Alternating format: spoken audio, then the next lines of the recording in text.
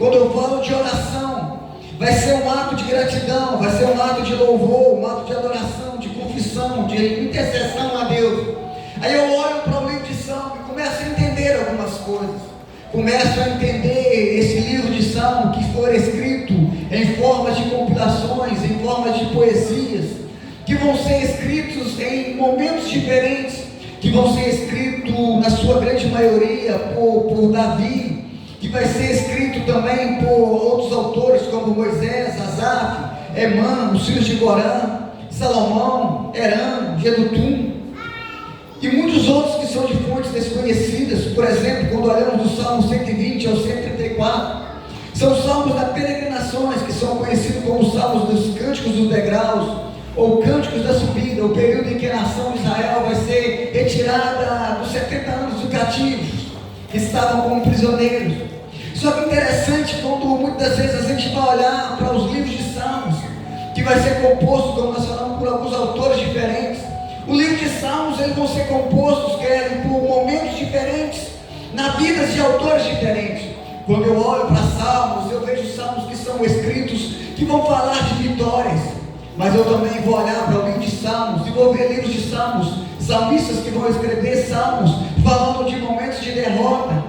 Vou olhar para salmistas que vão escrever alguns salmos, falando em um tempo de conquista, em um tempo de vitórias, mas também alguns salmistas que vão falar ou escrever alguns salmos, falando um momento de derrotas, momento de perseguições. Aí eu começo a entender que os salmistas, eles vão escrever os livros de salmos em momentos diferentes, em que estarão passando, que estarão vivenciando. Aí eu começo a entender que os salmos é uma forma de orar a Deus, porque quando eu falo em intercessão, em adoração, se eu converso com Deus, se oração é relacionar com Deus, então todas as vezes que eu estou adorando a Deus, todas as vezes que eu estou intercedendo, todas as vezes que eu estou expressando algo para Deus, eu estou em momento de oração. E quando eu olho para o livro dos salmistas, eu começo a perceber que os salmistas, eles vão estar orando a Deus em momentos de dificuldade, mas também em momentos de alegria, em momentos de dificuldade, mas também em momentos de conquista, em momentos de provações, mas também em momentos de realizações. Quando eu olho para o livro de Salmos, eu começo a entender que a cada salmista passava por um momento, passava por situações na sua caminhada, na sua trajetória. E aí eu começo a entender nos dias de hoje aquilo que o diabo tem tentado fazer para paralisar a igreja. Quando eu olho para uma geração, quando eu olho para a juventude, quando eu olho para os anciões, quando eu olho para as crianças, todas as formas que o diabo vai tentar fazer de nos afastar da sua presença é romper este relacionamento, romper o relacionamento de oração. Porque quando eu oro, não é somente aquela oração que eu vou me prostrar de joelho, de uma forma de reconhecimento da grandeza de Deus, mas quando eu falo de oração, eu falo de uma vida constante de oração, aonde eu estou no meu trabalho, ali eu estou em pensamento ligado com Deus, orando para Deus. Eu não preciso simplesmente estar dentro de um quarto, de porta fechada, para poder estar orando ao Senhor, mas todos os dias da minha vida, eu posso estar no meu trabalho, eu posso estar andando de moto, eu posso estar dirigindo, eu posso estar em todo o tempo com o meu pensamento ligado, orando, relacionando, conversando com Deus. Quando eu olho para estes salmistas, eu começo a entender isso. E ao entender que os salmos, eles vão ser escritos em formas diferentes, em situações diferentes, algumas coisas começam a chamar a minha atenção. Por exemplo, quando eu olho um salmista que vai escrever o capítulo 1 do livro de Salmo, e ele vai dizer que bem-aventurado o homem que não anda segundo o conselho dos ímpios, nem se detém no caminho dos malfeitores, nem se assenta às rodas dos escarnecedores, mas antes tem o seu prazer na lei do Senhor, e na lei do Senhor medita de dia e de noite, pois serão como a árvore que são plantadas junto às correntes, que ao seu tempo dará fruto, e as suas folhas nunca murcharão, elas permanecerão. Talvez o salmista que vai descrever isso, ele entendia, vai dizer sobre o ímpio e sobre o justo. Talvez o salmista, ao descrever isso, ele vai entender na sua caminhada, que talvez no percurso da sua trajetória, ele começou a fazer a comparação de alguém que era ímpio e de alguém que era justo. E ele começou a entender que o justo, ele não devia cruzar o seu caminho não devia permanecer ligado com o ímpio, porque ele ia fazer essa comparação, ele ia entender que o ímpio se conservar em pureza diante da presença de Deus, que o seu caminho tinha que ser puro, não tinha como andar diante do justo, diante daquele que era impuro. Ele começou então de repente a olhar essa situação, e de repente ele vai agora escrever o Salmo 1. De repente agora eu começo a olhar para Davi no Salmo 23, que vai escrever: o Senhor é o meu pastor, e de nada terei falta. De repente Davi, depois de um dia de trabalho como pastor de ovelhas, vai se assentar em uma pedra, talvez, ao olhar para as ovelhas, vai pegar o seu instrumento de corda, a harpa, e vai agora começar a dedilhar. E de repente Davi começa a olhar para as ovelhas, começa a imaginar o seu dia de trabalho, o seu percurso de trabalho, e de repente Davi agora vai fazer esta oração em forma de canção, dizendo: o Senhor é meu pastor, e de nada terei falta. De repente Davi começa a analisar no percurso do seu trabalho. Ao amanhecer, Davi vai pegar agora as ovelhas e vai caminhar com essas ovelhas por um percurso, vai retirá-la do aprisco e vai fazer com ela a caminhada. Dentro dessa caminhada, Davi vai caminhar com essas ovelhas para um lugar que tivesse um pasto verdejante, para que essas ovelhas pudessem se alimentar. Só que Davi, ele entendia que não precisava, não dependia apenas de um pasto verdejante, mas Davi também entendia que precisava de águas tranquilas, porque a ovelha, ela tinha dificuldade para poder beber água. Ela não conseguiria beber água se fosse em um riacho ou um lugar em que as torrentes dessas águas fossem fortes, fosse muito forte, ela não conseguiria. Então Davi entendia que para levar essas ovelhas em um lugar que tivesse um pasto verdejante para alimentar, também deveria ter águas tranquilas para que ela tivesse condições de beber água para poder se sustentar. E depois de um dia fazendo esse percurso, Davi agora voltava para casa com essas ovelhas. E no percurso que ele voltava para casa, Davi por algumas vezes vai enfrentar alguns lobos que vão tentar pegar essas ovelhas. E aí Davi, com o seu instrumento de trabalho, que é o seu cajado, com o lado desse instrumento ele vai afugentar esses lobos e ele vai proteger as suas ovelhas. Só que no percurso da caminhada de volta para casa, porventura no caminho alguma dessas ovelhas poderia cair dentro de um buraco. E aí agora Davi vai pegar esse mesmo instrumento com a sua ponta, vai pegar agora esse cajado e vai puxar de volta essas ovelhas de volta para o caminho, até levá-la para o aprisco, para um lugar seguro. Talvez por isso Davi vai dizer que a sua vara, o seu cajado me consola. Ainda que eu andasse pelo vale da sombra da morte, porque no meio do caminho da ida e da volta, Davi sabia que haveria empecilhos, obstáculos para tentar parar ou para tentar pegar essas ovelhas. Talvez depois de um dia de trabalho, Davi, ao sentar, pegar a sua harpa e vai dedilhar e vai escrever em forma de canção o Salmo 23. Quando eu olho para os livros de Salmos, por exemplo, eu começo a ver o salmista que vai escrever o Salmo 73, Asaf, que agora vai pegar a sua roupa, vai caminhar no percurso para o templo, para poder adorar ao Senhor.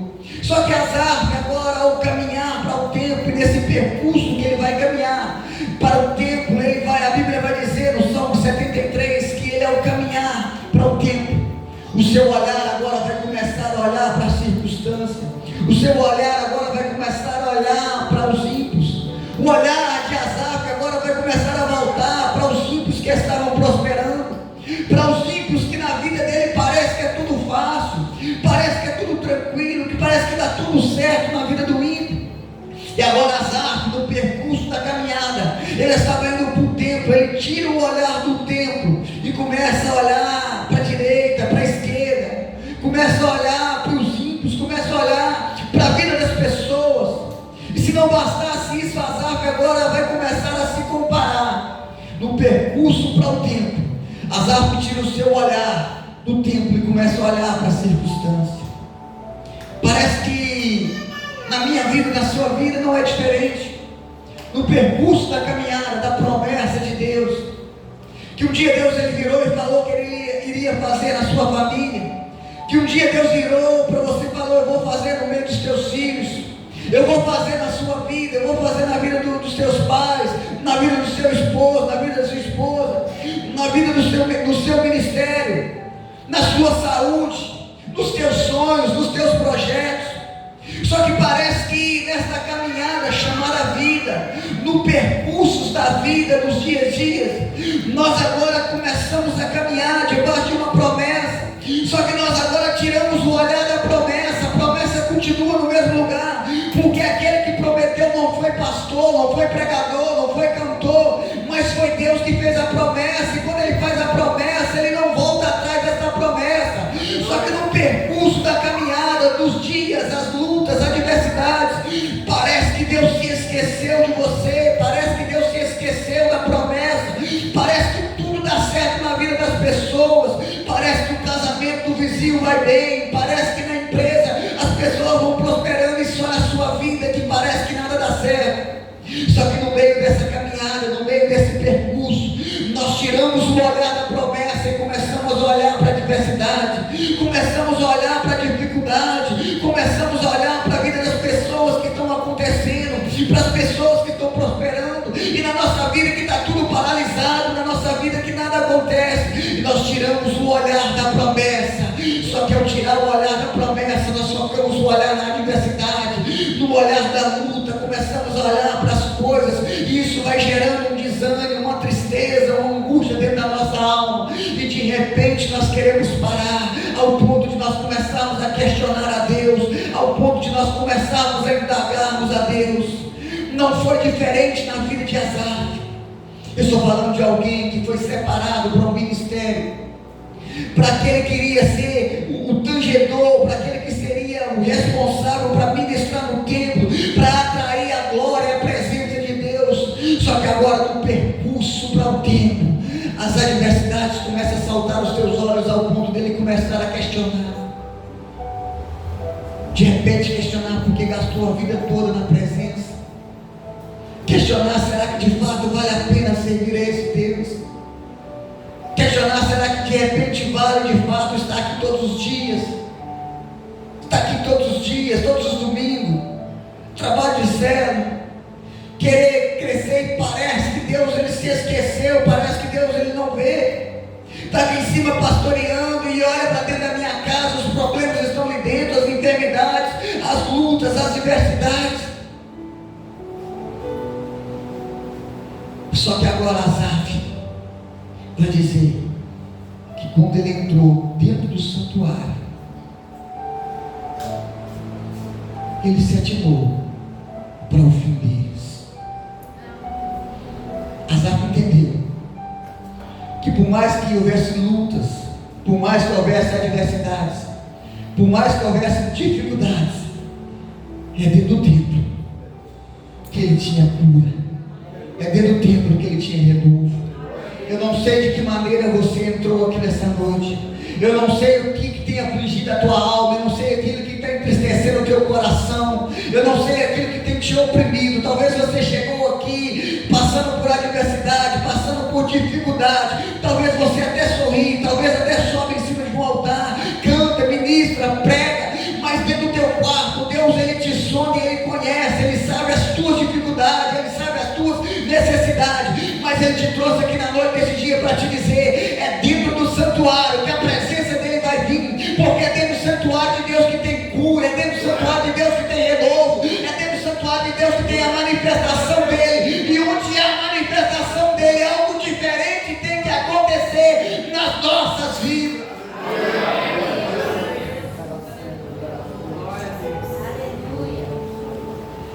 Falar de oração, vai me falar desses salmistas que vão escrever, por exemplo, o Salmo 121, que o salmista vai dizer, eleva os meus olhos para o monte, de onde me virá o socorro?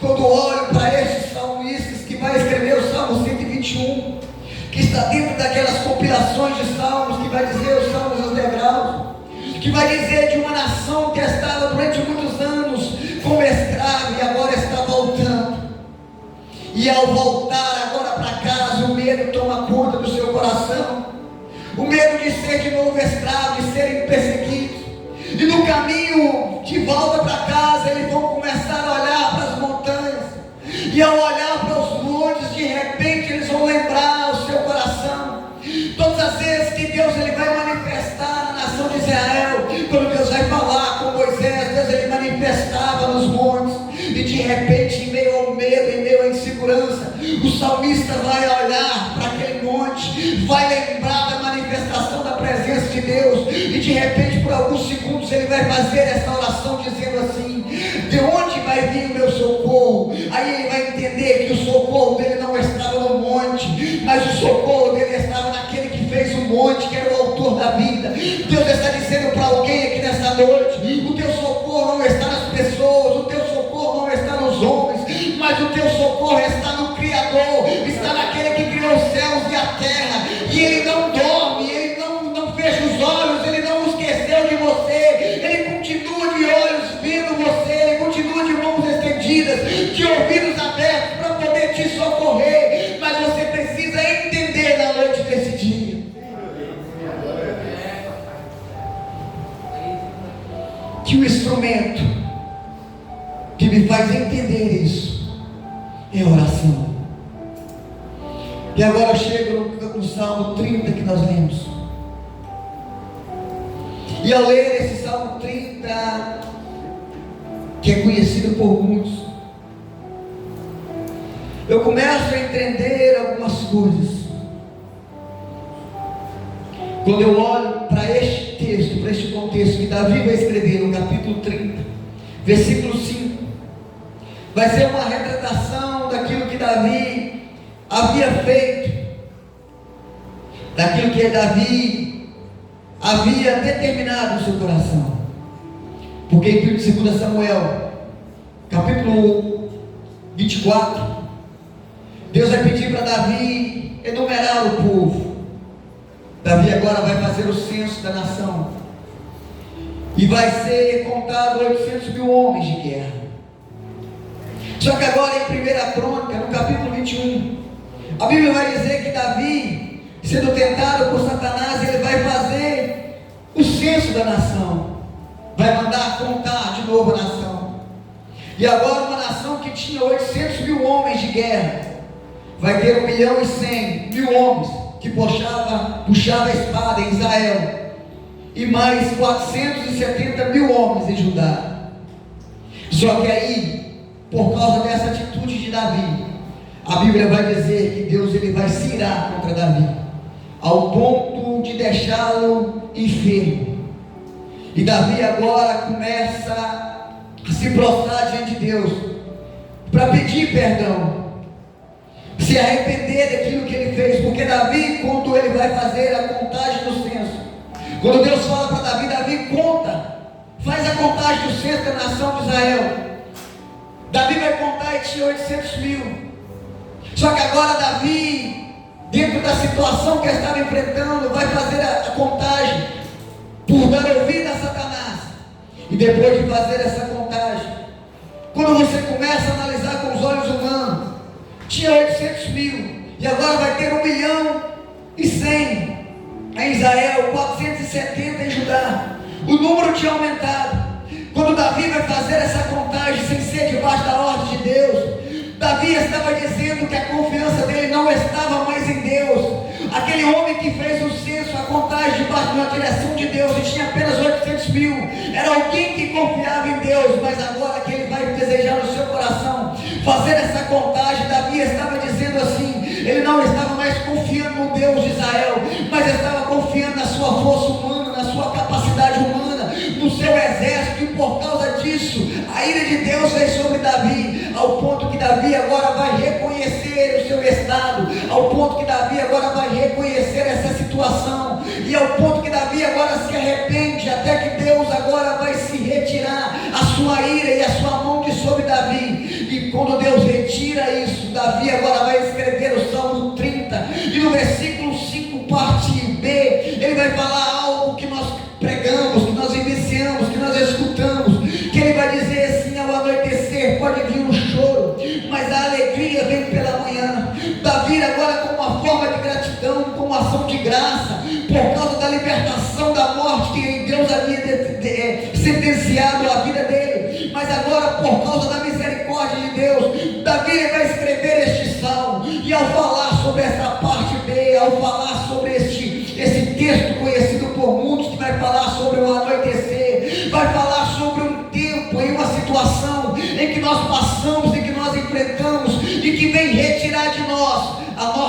vida de oração com Deus. Porque aquilo que me faz permanecer de pé, aquilo que me faz permanecer vivo, é uma vida de oração, é uma vida de relacionamento. Porque quando eu falo de oração, eu falo de relacionamento, eu falo de conversar com Deus. Eu não consigo viver coisas sobrenaturais de Deus, em Deus, se eu não tiver uma vida de relacionamento. Eu não consigo conhecer a minha esposa, o que ela precisa, quais as necessidades dela, se eu não gastar tempo conversando, relacionando. Quando eu falo de oração, eu falo de relacionamento. Quando eu olho para uma geração que está vivendo o raso da parte de Deus, é porque é uma geração que não gasta tempo de relacionamento, é uma geração que não gasta tempo em oração com Deus. Quando eu falo de oração, não falo só de dobrar os meus joelhos, mas aquilo que eu já mencionei. Se eu estou no meu serviço, eu estou em pensamento ligado, orando com Deus, me relacionando com Deus, conversando com Deus, em todo o tempo relacionando, conversando com Deus. Aí quando eu olho para este texto que eu li, aí eu começo a entender, e o Espírito Santo de Deus me confrontou nesta tarde, no meu coração, para falar sobre isso. Porque quando me foi feito o convite, eu de repente pensei, eu vou falar sobre o vinho novo, eu vou falar que não se deve carregar odres velhos para receber vinhos novos. Não, de repente pensei, não, eu quero pregar sobre Mefibosete, que Lodebar não é o seu lugar. Só que o Espírito Santo de Deus me fez entender que nós temos vivido tempos que a falta de oração, a falta de relacionamento com Deus é aquilo que tem matado uma geração, é aquilo que tem afastado. Quando eu olho para as igrejas brasileiras nos dias atuais, após o período da pandemia, não é diferente, não acontece só dentro dessa igreja. Ao passar por algumas igrejas pregando, eu olho a realidade da igreja nos dias atuais. Eu olho uma geração que depois de 2020 não é mais aquelas igrejas que estão cheias, não é mais aquelas igrejas que estão lotadas de jovens, que estão lotadas. Por quê? Porque no período da pandemia foi um tempo em que Deus permitiu vir sobre a nação brasileira algo para poder despertar a igreja brasileira. Foi um tempo em que a pandemia fez de fato para poder sacudir aonde estava o joio no meio do trigo. Porque depois da pandemia, muita gente que até caminhava, estava na igreja, não conseguiu voltar para a igreja, não conseguiu adorar mais a Deus, não conseguiu mais relacionar, porque eram pessoas que estavam tendo uma vida de rasa, uma vida sem oração. E quem vive uma vida sem oração não consegue permanecer de pé. Nós podemos ir em congressos, nós podemos ir em conferências, nós podemos fazer fertilidades, mas assim como o pastor falou, eu preciso entender que eu sou o altar do Senhor. Como altar do Senhor, eu preciso colocar lenha nova todos os dias, mas antes de colocar lenha nova é necessário eu retirar as cinzas, e eu preciso entender isso, que todos os dias eu preciso colocar lenha. E como eu coloco lenha, pregador? A lenha que eu coloco é através da oração, porque a oração é relacionamento. Aí eu preciso entender qual é a vontade de Deus para a minha vida, eu preciso entender aquilo que Deus Ele quer para a minha vida, e eu só consigo entender isso quando eu começo a me relacionar com Deus. Porque quando eu começo a me relacionar com Deus, eu consigo entender aquilo que eu preciso ser mudado, aquilo que eu preciso ser transformado, aonde Deus precisa entrar na minha vida e mudar e transformar, aquilo que precisa ser melhorado, por causa do relacionamento. Relacionamento vai me falar de oração, mas quando eu olho para a atualidade de hoje, começo a ver as promessas de Deus que está se cumprindo sobre a nação, começo a ver a promessa de Deus que está se cumprindo sobre a humanidade, e Deus está voltando para buscar a sua igreja. Mas quando eu olho para essa promessa que está se cumprindo, por outro lado eu olho para uma geração que está perdendo relacionamento, e muito desse relacionamento que está falando de oração estão sendo perdidos. Por quê? Por causa daquilo que a Bíblia vai dizer no livro de Apocalipse, que é conhecido como os dias maus, que entre outras passagens também é conhecido como dia de noite. E Davi vai escrever isso no Salmo 30, no versículo 5, parte B. Ele vai dizer que ao anoitecer, Davi já está nos dando uma certeza. Davi estava dizendo que a noite ela vai surgir na minha vida, a noite ela vai surgir na sua vida. Todas as vezes que a Bíblia vai falar de noite, a Bíblia vai se referir a trevas, a Bíblia vai se referir a lutas, a Bíblia vai se referir a dificuldades, a Bíblia vai se referir a um tempo de adversidade. Todas as vezes que eu olho dentro da Bíblia e a Bíblia me retrata de noite, vai me trazer a minha memória a um tempo de adversidade, a um tempo de dificuldade, dificuldade. Aí eu consigo entender aquilo que Salomão, no capítulo 3 do livro de Eclesiastes, vai dizer, que há um tempo determinado para Deus sobre todas as coisas. Há um tempo de chorar, mas também há um tempo de sorrir. Há um tempo de plantar, mas também há um tempo de arrancar aquilo que foi plantado. Salomão estava dizendo que, querendo eu ou não, nós vamos viver todas essas etapas das nossas vidas. Nós vamos passar por um tempo de alegria, nós também passamos pelo tempo de choro, nós vamos passar pelo tempo de nascimento, também vamos passar pelo tempo em que nós um dia iremos ter que prestar conta diante de Deus. Ei, deixa eu te dizer algo para você na noite desse dia. Tempo de noite, ela vai existir na minha vida, vai existir na sua vida. O tempo conhecido como noite, ela vai existir na nossa história. E esse tempo de noite, é dentro desse tempo que o meu adversário, o seu adversário, o adversário das nossas almas vai tentar nos paralisar, porque era um tempo de noite que nós queremos parar, era um tempo de noite que nós queremos desistir, era um tempo conhecido como noite que nós queremos desistir de família, desistir de sonhos, desistir de projeto, desistir de ministério, desistir daquilo que Deus havia determinado sobre as nossas vidas. Porque falar de noite, eu estou falando daquele tipo de adversidade, eu estou falando daquele tempo de dificuldade. Só que o salmista vai dizer que a noite ela vai chegar, só que ao anoitecer pode acontecer algo ainda pior, porque ao anoitecer pode vir um choro. E todas as vezes que fala de choro, está me falando de uma expressão da alma, de um sentimento que sai de dentro da alma. Se não bastasse o tempo de choro, de um tempo de noite, ela pode vir ainda carregado com choro. O tempo de noite ela vai existir, mas se não bastasse existir apenas a noite, ela vai existir juntamente com o choro. E é dentro desse tempo conhecido como noite, é dentro desse processo conhecido como choro, é que nós queremos desistir, é que nós queremos parar, é que nós achamos que não tem mais jeito, não tem mais solução. Eu não vou romper, a minha família não vai romper, eu não vou crescer, as coisas não vão acontecer na minha casa, as coisas não vão acontecer na minha vida, a minha saúde não tem mais jeito, para a minha vida não tem mais solução.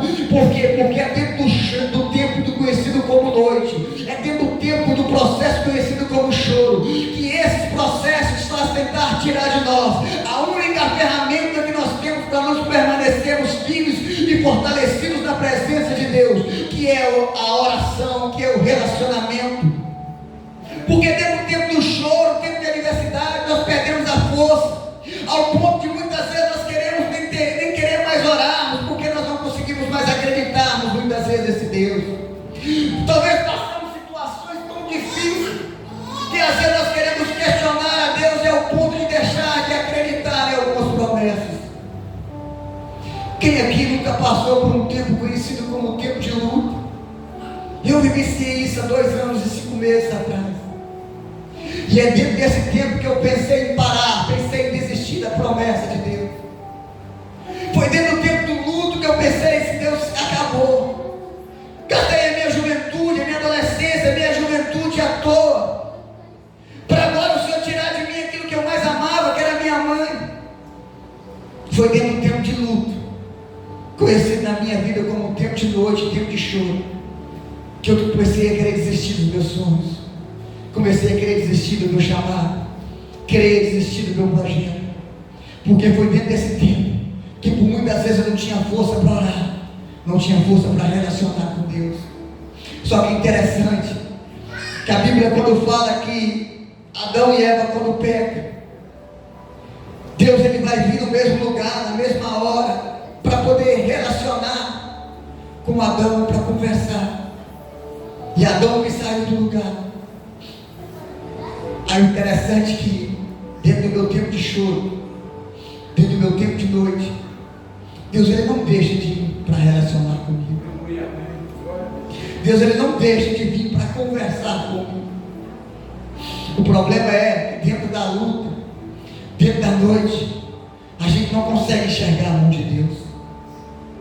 O problema é que dentro do período da noite, o nosso olhar está muito voltado para a noite, está muito preocupado em chorar, e esquecemos de olhar para um Deus que continua no mesmo lugar.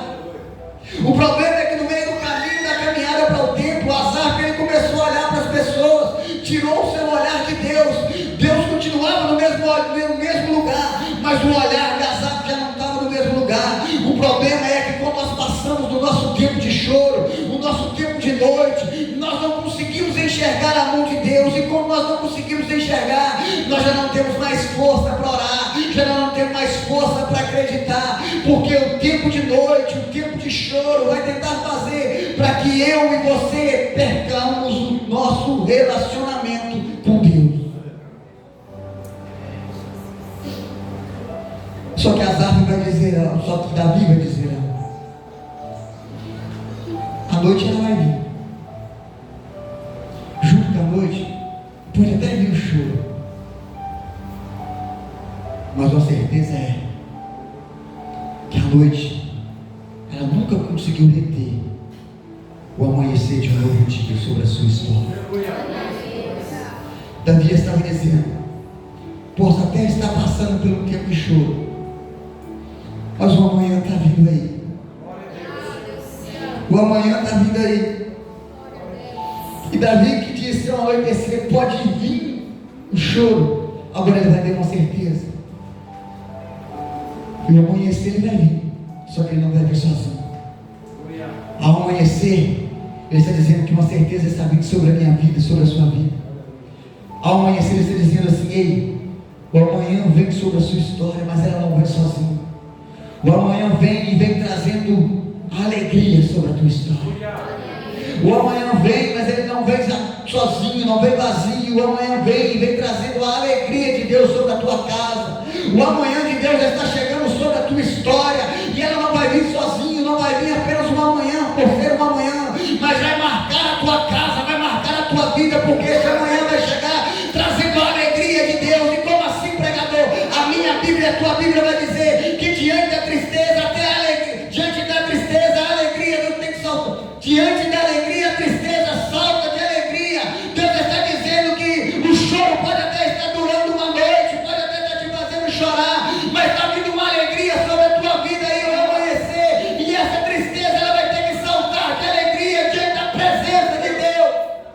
Porque fala de choro, todas as vezes que a Bíblia vai falar de choro, vai falar de algo que vai mexer com a minha alma, que vai mexer com o meu coração. Quando eu falo de choro, dentro da medicina vai dizer que é algo que vai ser produzido durante um período de choro, que vai servir como um remédio para curar a minha alma, para curar a sua alma. Quem aqui nunca passou por um tempo difícil na vida, que a sua alma estava angustiada, que o seu espírito estava batido, e de repente as lágrimas começaram a cair nos teus olhos, e de repente você começou a chorar, e depois dessas lágrimas, depois de chorar, parece que veio uma cura, parece que veio uma alegria, parece que veio um renovo. Ei, porque todas as vezes que você chora, algo é liberado diante da medicina para trazer cura, para trazer paz ao teu coração, para trazer renovo, para tirar o estresse, a ansiedade do teu coração. E quando eu olho para essa palavra, é choro, que dentro do hebraico vai significar baca, e vai me chamar a atenção porque em hebraico baca, que significa lágrima, choro, vai também significar bálsamo. E aí ao olhar de bálsamo, vou me lembrar das árvores que são conhecidas como balsameiras, que são árvores que choram porque elas produzem uma resina de cheiro agradável, que é o bálsamo, que significa conforto, cura. Deus está dizendo, enquanto você está chorando, Ele está produzindo bálsamo para curar a sua alma. Enquanto você está passando pelo tempo de choro, pelo tempo de noite, você está até chorando, e dentro desse processo conhecido como choro, Deus está gerando um bálsamo dentro da tua vida, está trazendo cura ao teu coração, está trazendo cura à tua alma, está trazendo cura ao teu espírito, para dizer para você que tem jeito sim para os teus sonhos, tem jeito sim para a tua família, tem jeito sim para os teus projetos.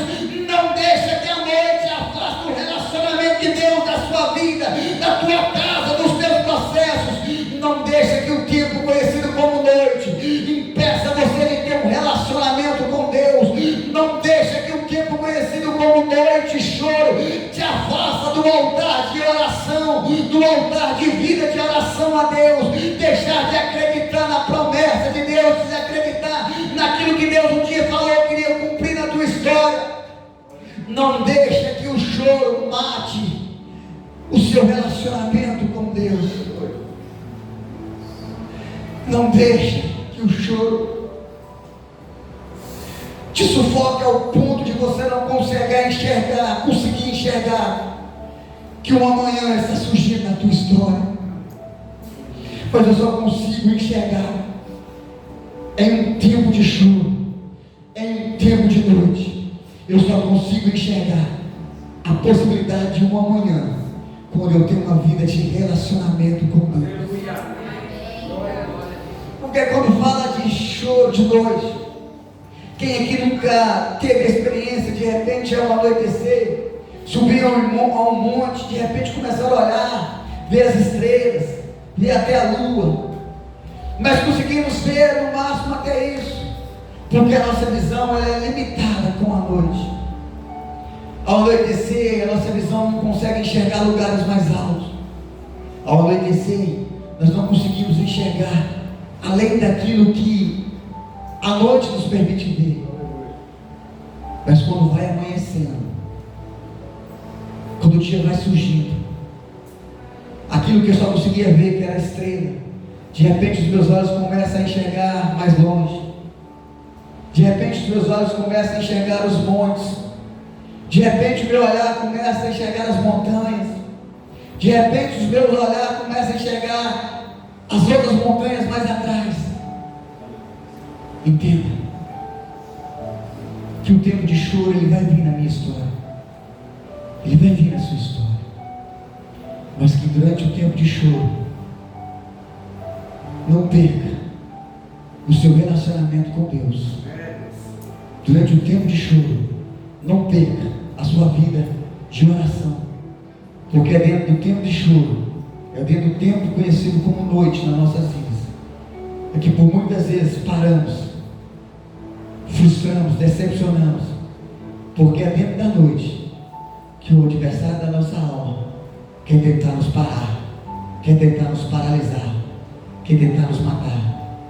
É dentro daquele processo de luto, é dentro daquele processo de perda, é dentro daquele processo de enfermidade, é dentro daquele processo de portas fechadas, é dentro daquele processo de não, que nós perdemos a força às vezes de querer orar, porque começamos a desacreditar, às vezes começamos até a questionar, mas é dentro desse tempo que nós precisamos entender que Deus continua no mesmo lugar, que Deus continua de braços estendidos, Deus continua de pé em favor da minha vida, em favor da sua vida, em favor da nossa vida.